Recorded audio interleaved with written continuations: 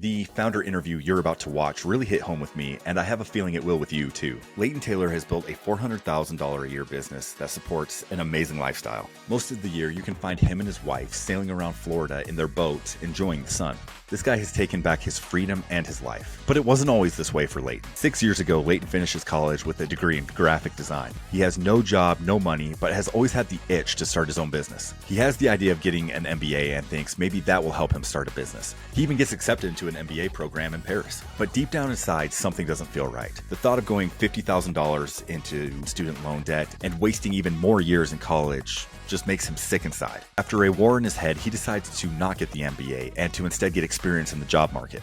That's where the light bulb moment happens, and he finds the niche he loves, helping Shopify store owners design and build their sites. In this interview, Leighton shares how he built his design agency to $500,000 a year, must-know rules to make your website convert no matter what type of niche you're in. And don't miss the end of the interview where he shares valuable advice for starting your own business. Let's meet our next founder, Leighton. Can you tell us a little bit about yourself and your background? Sure. So I started freelancing in 2012. I was trying to get a job at the time. I'm a graphic designer, or I was at the time trying to get a job in graphic design or something in that sort of field, and applied to a few jobs and got some interviews, and nothing was coming through. And so I decided to just sort of, put up a portfolio website and see what kind of work I could get as a freelancer. And within a couple of weeks of, putting up my website, and I started browsing, at the time it was called Odesk, it's now Upwork, and just started browsing that site and looking for jobs that I could apply to that I felt like I had the skills for.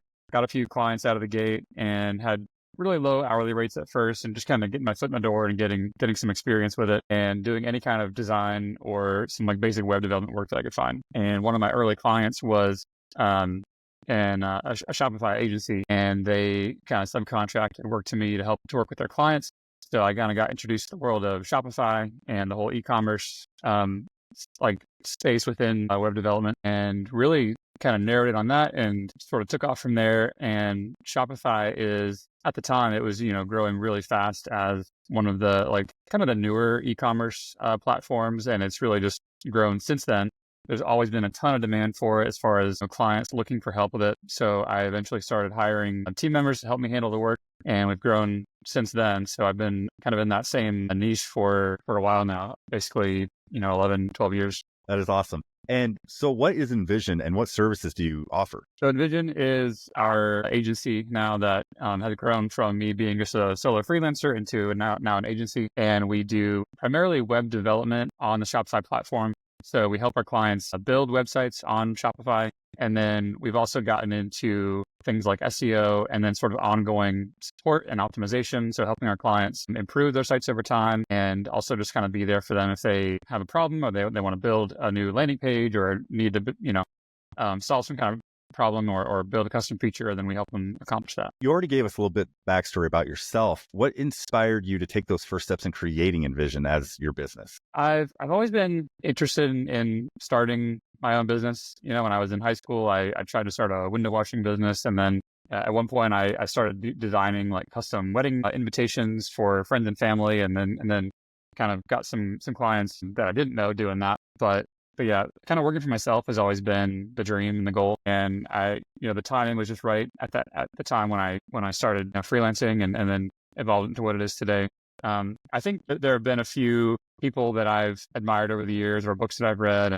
I guess at the time I was really interested in the idea of like a remote business. I had recently read 4-Hour Workweek and was kind of thinking about what I could do sort of in that vein of living anywhere in the world and running a business online. The 4-hour fever, I've heard it been called. And yeah, it is. You read it and you kind of get hooked at that idea.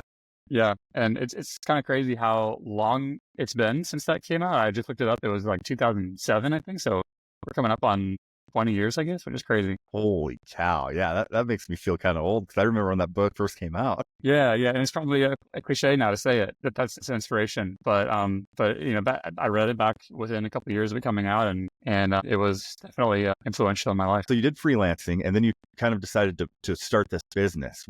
How was that transition? Was it seamless? How did you get your first customer for Envision? It was a pretty seamless transition. So I went from just kind of working under my own name as a freelancer to eventually realizing that I needed some help, both for like bandwidth and capacity reasons, and that I was getting more demand for my services from my clients than I could handle myself. And also just skills wise, I was primarily a designer. I could do some basic development, but it wasn't my core competency. So I realized I needed to hire a developer to help me that I could hand off some of the more complex tasks to and just help me handle the workload. So I think I found my first contractor on Upwork. I would just outsource a couple of small tasks to him every now and then, maybe an hour or two here and there. And then it just started handing off more and more, and then hired more people. And it just kind of gradually transitions. I wouldn't say there was ever like a specific day when my freelancer career stopped and my agency started. It was just kind of a smooth transition. And what services did you begin with, and how did you decide these first services? I had studied graphic design in college, which included everything from logo design to print design, like designing business cards and letterhead and posters and signs. And I had like one web development class or web design class in college, really basic stuff. So I was primarily self-taught in the web development side of things. So when I first started, I was really trying to find anything in any of those niches that I felt like I could do competently. So I was especially interested in web development or web design or both. So those were the primary jobs that I was seeking out at first. You said you kind of freelanced for a little bit, and then that transition happened. Outside of freelancing, how did you build credibility and trust when you were first starting out? Yeah, I remember when I reached out to my first couple of clients or potential clients that I was applying to work with, that I didn't have a whole lot of a portfolio. I had some like school projects and like small freelance things I had done, but very little. And so I really had to kind of be upfront and say, I'm fairly new to freelancing, but like, here's some work that I've done. And I really had to demonstrate through my communication skills that I was going to be easy to work with, and that I was, trustworthy, and that I could do what I said I could do. And part of that came from starting with really small jobs where it was low risk for the client to say like, this guy's new, but we'll give him a shot. And part of it was in just kind of really framing it as, I'm new, but here's, I think you can really kind of gauge a lot about what someone is like and what they're going to be like to work with, and just based on their written communication. If somebody can complete a sentence and a thought and be clear in their writing, to me that's a huge indicator that they're going to be a better person to work with than somebody who you have a hard time understanding, or who is maybe less capable of communicating and writing. At least in like today's professional environment, where so much of our work is in writing of some kind. It's transitioned more into verbal communication and video like this. You can hop on Zoom and have calls with your team or with your clients. But I think being able to formulate a written thought is still pretty important. That's so awesome. And I think that's very interesting for people starting out, and just interesting in general. Would you mind diving a little bit deeper into what that communication looked like between you, who didn't have a whole lot of experience, and these clients that you were trying to work for the first time? Yeah, I mean, it's been 11, 12 years, so it's been a long time. But I guess I'll say what I tried to do then is still the case today with my clients now. And that is, I would say in your communication, what I try to do is to make sure that they can tell by the way I'm communicating with them that I understand what they're asking for, whatever their problem is, whether that's maybe on Upwork that it was in like a job post. Now it's a potential client reaches out to me via email or the contact form on my website. And so my goal in my initial response is for them to see that I actually read what they sent me and understood it, and that I can understand the problem and then also have some understanding of what needs to happen to solve that problem, and paying attention to detail and being able to address the specific things that they mentioned and not just kind of send a generic response. Because I almost feel like your initial communications with a potential client should be what I recently heard called as consultative sales. I'm not sure if I'm saying that right, but almost like the initial conversation you're having with a potential client is a consultation where you're saying like, you're giving them free value and saying like, here's what I understand the problem is and here's what I would do. So you're actually giving them free advice. You're not going to build the whole project for them without them paying you, but you're demonstrating expertise and knowledge in the field that you're working in, so that they can tell like, okay, this person's an expert. And based on how they're describing my problem and how they would fix it, I can tell that they have a pretty good idea of what they're doing. Well, I appreciate you going into depth there, because I think you just shared some amazing ideas for helping people that just started out. Okay, so you started building this. You went from freelance to now you have your own business that you started out, and you've started to communicate with clients. At what point did you start scaling, and what strategies did you implement to facilitate that growth? Yeah, I guess in the same way that the transition from freelancer to agency happened, it was kind of just a smooth climb. We're always kind of stretching to see, can we take on another client, and that's stretching our bandwidth as a team, and sometimes our skill set. Like, here's something we haven't done before. Can we learn how to do it? And yeah, just sort of growing both our client base and our team to meet the client base. And it's always kind of a tricky problem of, do I hire somebody before we have the clients that would fill their time and pay for that new team member? Or do I try to get the clients first, and then our existing team is stretched too thin and we can't handle the work in a way that I'd be happy with, where it's quality work done on time and all that. So it's always kind of been this, it's always kind of a painful process. So let's stretch a little bit and then fill in the gaps, and stretch a little more and fill in the gaps. And I've definitely made mistakes along the way where maybe I hired the wrong person and we had to part ways, or, at times I've been overly stressed because we took on too much work. But yeah, it's just kind of a, two steps forward, one step back a lot of the times. I guess in the traditional sense of like scaling a startup, I wouldn't say we've never like doubled every year or done anything like crazy growth. So it has been sort of a slow grind and a slow climb. But for me, that it's worked out well. I don't know that I'd want to try to grow too much faster. When I was doing the research for this, I had a thought that came up, and maybe this is a misconception, but you're creating these websites for companies, and sometimes new companies. How do you make sure you're finding clients that can afford you, and they're not just people that are completely starting from scratch and might not be able to afford your services? Yeah. We definitely get a lot of leads or people contacting us who we're not the right fit for, possibly because of budget. Maybe they're at a stage in their business where they're having to be more of a bootstrapper and maybe don't have the budget for us. And that's totally fine. And, not everyone is the right fit.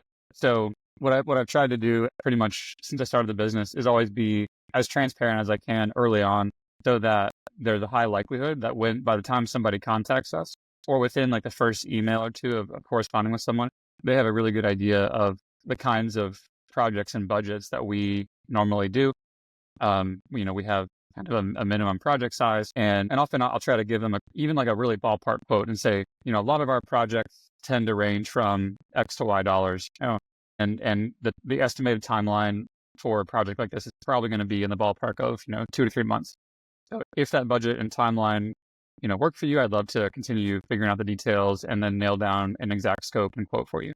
So you still get a lot of communication with people who it's not the right fit for, but I think the key is to increase your efficiency and respect both your time and also the client's time by being pretty transparent up front. And then I guess I've also tried to figure out, are there ways we can still serve clients who might have a smaller budget. So maybe that's selling like a small block of time that our team can just kind of come on and help with a few things, but also guide the client how they can do some of the work themselves.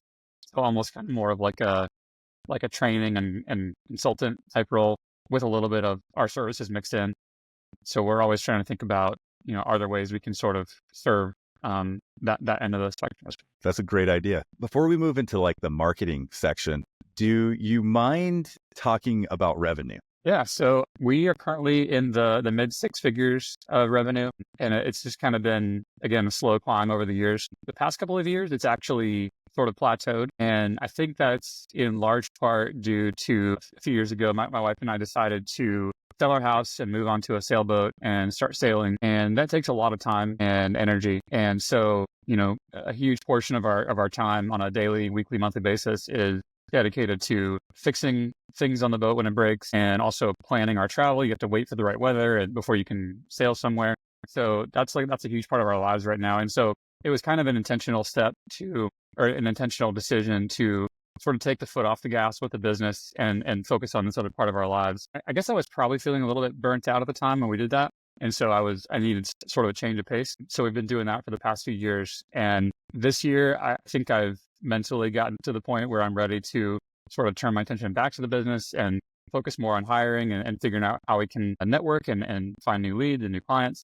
So I'm excited about growth in the next few years and seeing if we can break that plateau and keep going from where we are. Well, good for you. I appreciate you sharing that too. Moving on to marketing, word of mouth is massive to service businesses. How do you encourage word of mouth referrals among your customers if you do? I guess I don't know that we've ever had like a specific process that we've followed or a specific incentive that we've offered our clients to encourage referrals. I think there have been a few times where we've had other agencies that we've kind of partnered with, usually in sort of a complementary field. So maybe there's a marketing agency that does, PPC advertising and things that my team doesn't do, but we get to be friends with, and then we refer each other clients. And so in a few cases like that, we've agreed on like a finder's fee type commission where if we send each other clients, then we'll give each other like a percentage of the revenue from that client as sort of a, as a way to say thank you and sort of incentivize that mutually beneficial relationship. So we have a few friend agencies like that we work with. Clients, it's mostly just a matter of providing them with really excellent service. And we've gotten a lot of word of mouth through that. And then I guess the other thing I would say that's been really big in our business is going to in-person events like conferences and mastermind groups and meeting people that way. And then often, you'll get to be friends with someone there, and that person might not be a potential client based on where they are in their business or the industry that they're in or whatever. But then if you're there with like-minded people, then a lot of times someone will refer you to someone else, just because you met there and you have a relationship and make connections that way. That can be really useful. Do you mind sharing the marketing channel that's worked best for you? So apart from the in-person events and just meeting people that way, which is I would say is one of the critical like pillars of our finding new clients. The other one I would say has been publishing content that is targeted at our target clients. So as an example, I used to publish these YouTube videos that were basically tutorials on how to do a certain thing in Shopify. And a lot of times it was kind of a custom feature that you had to take some code and copy and paste it into your theme. And then you could add like a cool feature to your Shopify site that if you didn't have this custom code, you would either have to hire a developer or install an app. And apps are great they have their place, but a lot of them are, in my opinion, unnecessary because they can easily be achieved with a little bit of custom code. One problem with apps is that they tend to load in external third-party scripts and assets that start slowing down your site. So if you can accomplish the same thing without the impact on your site's performance and also the cost, because most Shopify apps have some kind of monthly fee, and then that's beneficial.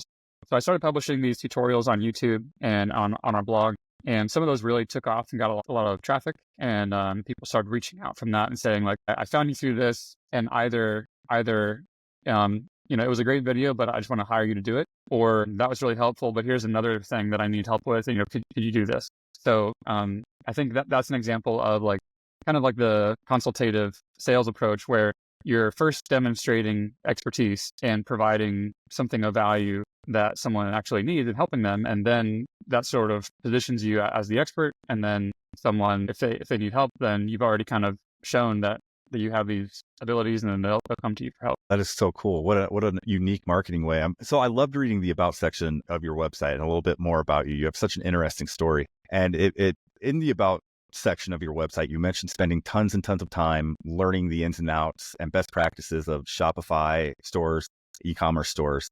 Can you share some of these best practices that you've learned? So I guess something specific to Shopify is maybe a little tougher to say, because it's kind of a broad topic.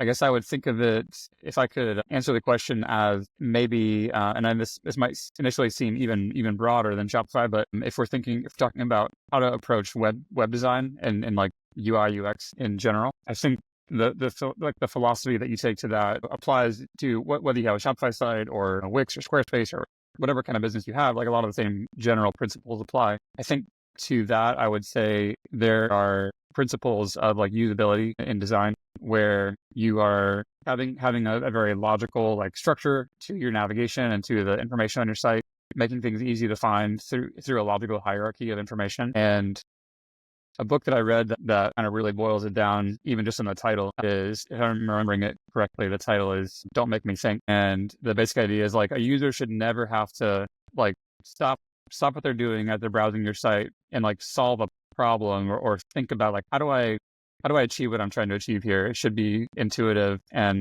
basically you should meet people where they're at with their expectations. So just as a really basic example on an e-commerce site, if you're browsing an e-commerce site and you you want to find out about a store's like return policy. There are different places you might find that, but one really common place is if you scroll to the very bottom in the footer, there's very often going to be a column of links that's titled something like help or customer service, and there's going to be a link in there for the return policy or shipping information or any kind of that kind of customer service related information. So if that's where customers are looking for it and where they're used to finding it, then you should put it there so that they don't have to like go hunting for it somewhere else. And that applies to, that might be kind of a simplistic example, but there's so many things like that where there are kind of conventions that have arisen in web design and people kind of know where to look for things or what to expect. And so you should try to follow those conventions unless there's a good reason not to. And you can break the conventions, you can think outside the box and have a really creative design, but you should never make your website difficult to use or confusing or cause friction in someone's browsing experience. I think with e-commerce specifically, so someone has a problem they're trying to solve. They're browsing online, considering buying a product to solve that problem. The kind of things they're evaluating in that moment as they're shopping are like, one, is this site that I'm on, does it seem trustworthy? Does it seem like what they're offering will actually solve my problem? Is this the best thing to solve my problem? Versus, is there some other brand or some other product that will solve it better? They're also evaluating their risk of, what if I buy this and it's not the right thing for me? It doesn't solve my problem. What if I realize later that I could have gotten it cheaper, so I'm losing money? Or what if it doesn't work? Or if I have to return it and I can't return it, or it's difficult? And so people are always kind of evaluating what the potential value is of what they're considering buying against the risk that they're taking by buying it. And so when the value and the benefit outweighs that risk, then they're going to buy it. So I guess I would say, like, with web design and with e-commerce, it's all about building trust in the user's mind, both with your company and your brand, but also in a particular product. And this is, here are the benefits of this product, and here's how it solves problems and whatever. And then also, so increase trust and value and decrease risk. And then the other thing I would say is to decrease the friction. So if, let's say that your site is trustworthy and the product is great and it seems low risk, but if they can't find the add to cart button, then they're never going to buy it. So we have to do all three of those things: build trust and value, and decrease risk and reduce friction to help make it just a smooth, easy process for someone to just almost fall into the checkout and get what's going to solve their problem. I love it. I think you just gave a masterclass on what to do with websites. And again, it was like another topic we talked about. Sounds simple, but some people, it's just so hard to follow sometimes unless you really have it written down. We're coming into the end of the interview. I'm talking about mindset and growth. Looking back, what would you say was the most crucial decision that contributed to your business's success? I think it was probably the decision to narrow in on a specific niche, and focus on that, being a specialist in that niche versus being a more of a generalist. There are a lot of web developers and web agencies out there, and a lot of them are somewhat generalist in that they market themselves as, we can do anything you need online or with a website, focused in on, we only do e-commerce sites that are using Shopify as the platform as our niche. And within that, I've thought about, should we go even narrower? Should we say we're only going to work with coffee companies who use Shopify, or only health and beauty companies or whatever? And I think that's a step further we could go. I don't know if that would be the right decision or not. So far, I think where we are has worked before us. So I don't know that we need to niche down further. But I would say if I were starting over again today in a completely different industry or different type of company, I would say focusing on a niche is probably a high factor, or an important factor in whether or not you're going to succeed, largely because you position yourself as that expert. And it's not just with how you're perceived. It is how you're perceived by the client as, like, this person they focus only on this one platform or this one niche, so they're going to be the experts in that. So it's not just the perception from the client perspective. It's also giving you the time and the energy and the space to actually focus on that area and truly become an expert in that and study it and get to know it well, to where you are actually that expert, not just saying you are. As a business owner, is there any education, books, courses that have made a impact on how you run your business? Yeah, I would say one of the big ones that kind of is in line with some of the things we've been talking about is a book called Win Without Pitching, or I think the full name is actually the Win Without Pitching Manifesto by Blair Enns. And it's if you do any sort of like service-based business dealing with clients, it's really helpful in getting to that mindset of positioning yourself as the expert that the client or the customer is pursuing because you've already built trust and shown value, versus being a more generalist who's always chasing after clients and trying to convince someone to buy from you without first kind of demonstrating your expertise. But yeah, that's been a really influential book in my life. There's a question I like to ask every entrepreneur that I meet. I feel like it gives context to how you got the mindset that you have. And that question is, what was your childhood like? Did you always want to own your own business? I would say my childhood was involved a lot of like curiosity and trying to learn. So, a lot of times I was tinkering in the basement with batteries and wires and light bulbs and trying to, build something cool. At the time, I probably wasn't really thinking about business yet. But I do remember that when I was probably 10 or 11, I went to the library and got a book on how to code web pages with HTML. And this would have been back in the late 80s, I guess. So, fairly early, I guess, at least from my perspective. And so I went home and I just started devouring that and using the little notepad program on my old like Windows 98 PC or whatever to try to build a really simple web page and figure things out. And I had no idea like how to actually get it online and like make a website or anything. But I think learning HTML at that point kind of set the stage for me to like be interested in that later and kind of already have some of those skills that I played with like through high school and college, to where then when I started freelancing, like I sort of had a little bit of a skill that I could develop and turn into something that became a business. Yeah, I guess I would say I wasn't necessarily like business minded as a kid, but it was definitely curious and trying to learn things that I thought being able to build something and be creative and create a web page, at the time was pretty cool. And I think that really played a big role later in life. What advice would you give to someone who's looking to start their own business? I guess I would say just as far as general advice, I would say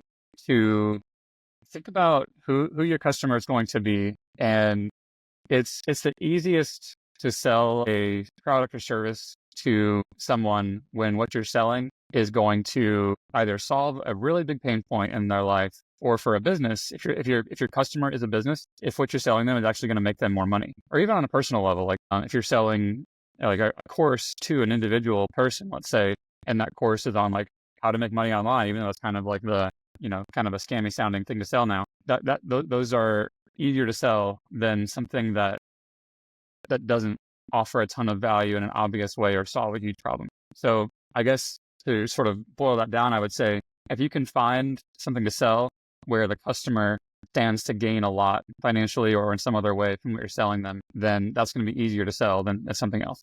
So I guess to clarify that, I would say I would recommend selling to established businesses that already have significant revenue, to where what you're selling is a small fraction of their current revenue, but that stands to multiply and give them a positive ROI on what they're spending on whatever you're selling. And then within that area, try to niche down and become an expert in that particular thing, where you're one of the people in the world who knows the most about it and can give them the most helpful information and advice. And if you're actually providing a service, then try to become an expert in that. And yeah, if you're working with, I guess, whether it's an individual or business, I find it easier to sell to businesses. I know a lot of businesses sell to consumers, so that's kind of like one of the early differentiators, I guess, and like which path you're going to take. Some people sell to both, but I guess to sort of give the counter example, I would say if you're trying to start a business like walking dogs, like let's say, like there's nothing wrong with that as a business idea, but it's maybe solving a pain point in someone's life, but it's not going to make them more money. It's something that someone else could probably easily do. It's hard to be a specialist in. Leighton Taylor, thank you so much for joining me. This was a great conversation. You told so many things. Your story was amazing, and you shared so many inspirational tips and actionable advice. I appreciate you taking time to do this. That's fine. Thanks for having me, Corey.